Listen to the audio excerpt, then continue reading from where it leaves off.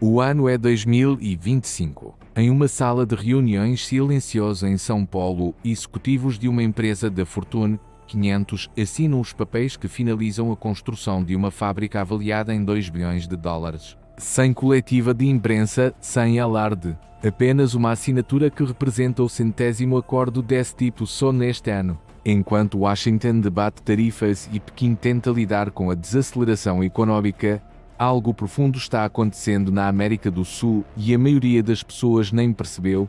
Uma silenciosa reconfiguração do poder econômico global está em curso e no centro de tudo isso está o Brasil, um país que vem, discretamente, se posicionando para se tornar o inesperado rei do comércio no século XXI. E fica comigo, porque mais adiante eu vou revelar qual é o país que, surpreendentemente, sei como o maior vencedor de toda essa história e não é o Brasil. Nos últimos 30 anos, os Estados Unidos construíram sua dominância econômica com uma fórmula simples: projetar na América, fabricar na Ásia e vender para o mundo. A China virou a fábrica global, e essa relação, apesar das tensões, manteve os preços baixos e os lucros corporativos altos. Mas essa era está chegando ao fim e rapidamente. O conflito já não é apenas entre os Estados Unidos e a China. Trata-se de onde acontecerá a próxima geração de manufatura, agricultura e produção de energia global. E as apostas são altíssimas.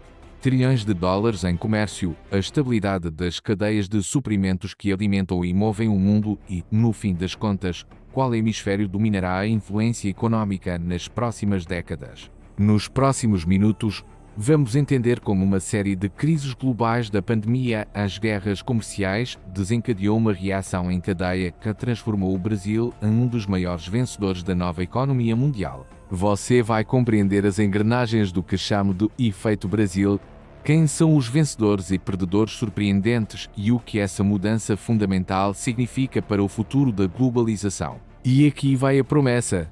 Até o final, você vai descobrir qual nação improvável tende a lucrar ainda mais que o Brasil e porque quase ninguém está falando sobre isso.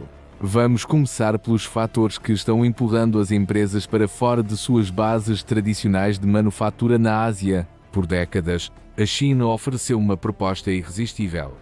Enorme força de trabalho, incentivos governamentais, infraestrutura consolidada e proximidade com outros fornecedores asiáticos. Mas essa equação vem se desfazendo, parte por parte. Primeiro, o custo da mão de obra aumentou. Os trabalhadores chineses com razão começaram a exigir melhores salários. O que antes custava 2 dólares por hora virou 6, depois 10. Depois vieram as guerras comerciais. As tarifas impostas durante o governo Trump e em grande parte mantidas por Biden adicionaram 25% de custo em muitos produtos. De repente, o barato chinês deixou de ser tão barato. A pandemia revelou algo ainda mais grave: a fragilidade. Quando a COVID defusou os portos de Shenzhen, as cadeias de suprimento globais caíram como dominós. Montadoras ficaram sem semicondutores, lojas ficaram com prateleiras vazias. Seus perceberam que haviam construído impérios baseados em um único ponto de falha.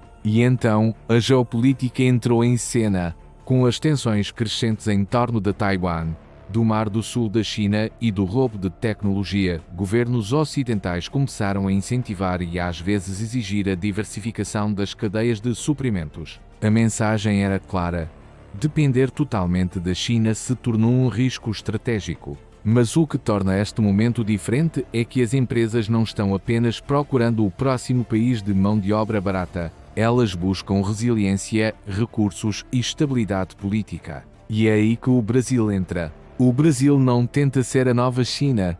Ele oferece algo completamente diferente e, em muitos aspectos, mais valioso. Comecemos pelos recursos naturais. O Brasil possui as maiores reservas de nióbio do mundo, essencial para a produção de aço e baterias de veículos elétricos. É um dos 3 maiores produtores de minério de ferro, soja, café, açúcar e suco de laranja. E tem grandes depósitos de terras raras ainda pouco explorados. Enquanto outros países precisam importar matérias-primas, o Brasil literalmente está sentado sobre elas. Depois, vem a independência energética. Enquanto a Europa corre atrás de gás natural e a Ásia depende de petróleo importado, o Brasil gera mais de 80% de sua eletricidade a partir de fontes renováveis, principalmente hidrelétricas, complementadas por parques eólicos e solares em rápida expansão. É também o segundo maior produtor de etanol do mundo, garantindo uma segurança energética que poucos países desenvolvidos possuem. A geografia também conta. O Brasil tem acesso direto ao Atlântico, tanto para a América do Norte quanto para a Europa. O transporte de São Paulo para Miami é mais rápido do que de Xangai para Los Angeles. Para empresas que atendem os mercados ocidentais, isso reduz semanas nas cadeias logísticas e diminui o risco de interrupções em pontos críticos como o Mar do Sul da China ou o Canal de Suez. O país é membro fundador do BRICS Brasil, Rússia, Índia, China e África do Sul, um bloco que vem construindo sistemas alternativos de comércio e finanças fora do domínio ocidental. Isso dá ao Brasil acesso preferencial a mercados que representam metade da população mundial, além de novas alternativas ao comércio atrelado ao dólar. E o investimento já está chegando. A Volkswagen anunciou uma expansão de 5,6 bilhões de dólares em suas operações no Brasil, citando resiliência na cadeia de suprimentos. A gerência de enfermagem está construindo fábricas de turbinas eólicas. Empresas chinesas, ironicamente, estão investindo bilhões na agricultura e mineração brasileiras. Em vez de competir com o Brasil, a China agora busca garantir seus recursos aqui. Os números confirmam. O investimento estrangeiro direto no Brasil cresceu 56% em 2023, atingindo 90 bilhões de dólares. A produção industrial cresce no ritmo mais rápido em uma década. As exportações agrícolas estão em níveis recordes. Isso não é potencial, é realidade. Mas esse movimento, aparentemente simples, empresas saindo da Ásia e vindo para o Brasil, está gerando consequências poderosas e inesperadas que estão redesenhando o equilíbrio global. Toda grande mudança econômica cria vencedores e perdedores, mas raramente os que esperamos. O perdedor óbvio é a China, mas não da forma que muitos imaginam. Ela não está colapsando, está se voltando para dentro. À medida que as empresas estrangeiras se diversificam, a China acelera o consumo interno e busca autossuficiência tecnológica. Os verdadeiros perdedores são os centros secundários de manufatura na Ásia, Vietnã, Tailândia, Bangladesh, que se posicionaram como alternativas China Plus One. Eles investiram bilhões em infraestrutura, esperando atrair fábricas saindo da China, apenas para ver as empresas escolherem a América do Sul. O México também enfrenta pressão. Apesar de ter se beneficiado do acordo USMCA, as vantagens do Brasil em recursos e energia estão atraindo investimentos de longo prazo que o México não consegue igualar. O México ganha na proximidade com o mercado americano, mas o Brasil vence em praticamente todo o resto. E, de forma surpreendente, consumidores e empresas dos Estados Unidos também perdem, pelo menos no curto prazo. A reindustrialização e a relocação de fábricas aumentam os custos de produção. Aquela camiseta de $30 pode virar uma de 40. O argumento de que produtos chineses baratos seguravam a inflação. Esse já era. O trabalho do Federal Reserve ficou bem mais difícil. Agora, os vencedores inesperados. O maior beneficiado com a ascensão do Brasil não é um país que muitos imaginariam. É a Argentina. Com a economia brasileira acelerando, cresce a necessidade de integração regional nas cadeias de suprimentos. A Argentina, com sua mão de obra qualificada, reservas de lítio e forte setor agrícola, se torna o parceiro natural. Empresas brasileiras já estão investindo pesado no país. O comércio entre os dois cresce rapidamente e o novo governo argentino vem se aproximando estrategicamente do Brasil, buscando complementar, não competir. E o efeito se espalha. Paraguai e Uruguai estão recebendo investimentos em infraestrutura à medida que o Brasil expande suas redes regionais de produção. O Chile se beneficia do aumento da demanda por cobre e lítio, impulsionada pelos setores da energia verde e veículos elétricos brasileiros. Fora da América do Sul, países africanos também ganham com as conexões via BRICS. Empresas agrícolas brasileiras estão investindo em operações no continente, levando capital e tecnologia.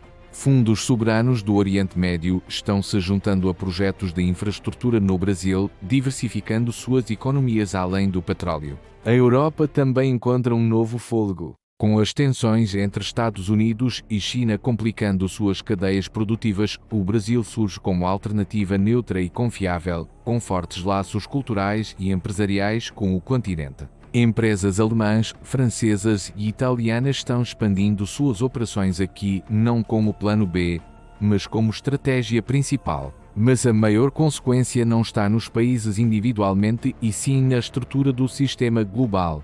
Por 75 anos, o comércio internacional se organizou em torno das garantias de segurança dos Estados Unidos, da dominância do dólar e das redes de produção leste-oeste. Esse sistema está se fragmentando, o que surge em seu lugar a um mundo multipolar com blocos regionais interligados por parcerias estratégicas, não por um único poder dominante. A ascensão do Brasil simboliza algo novo, uma grande economia não alinhada. O país negocia com todos os Estados Unidos, China, Europa, África sem precisar escolher lados. Constrói influência por meio de utilidade econômica, não de força militar ou ideologia. Isso importa e muito para a hegemonia americana. Os Estados Unidos sempre usaram sua influência econômica, sanções, controle financeiro, acordos comerciais, como ferramentas de política externa. Mas se as redes alternativas de comércio se consolidarem, esse poder diminui. Quando países podem negociar em yuan, reais ou rúpias, acessar crédito por meio de bancos do BRICS e importar produtos da América do Sul em vez da Ásia, o domínio econômico americano deixa de ser absoluto. Não se trata de um colapso dos Estados Unidos, e sim do fim de seu monopólio econômico. E o Brasil, mais do que qualquer outro país, está arquitetando essa nova ordem. A instabilidade global, pandemia, guerras comerciais, tensões geopolíticas foi a causa que abalou o sistema antigo. O efeito Brasil, com sua combinação única de recursos, energia limpa, localização estratégica e postura independente, é um mecanismo dessa transformação. E a onda de choque global com seus novos vencedores e perdedores e o fim da dominância econômica americana é a consequência que estamos vivendo agora. O que a ascensão do Brasil nos mostra é que, no século XX, um poder não vem apenas de tecnologia ou finanças, vem de resiliência, recursos e adaptabilidade.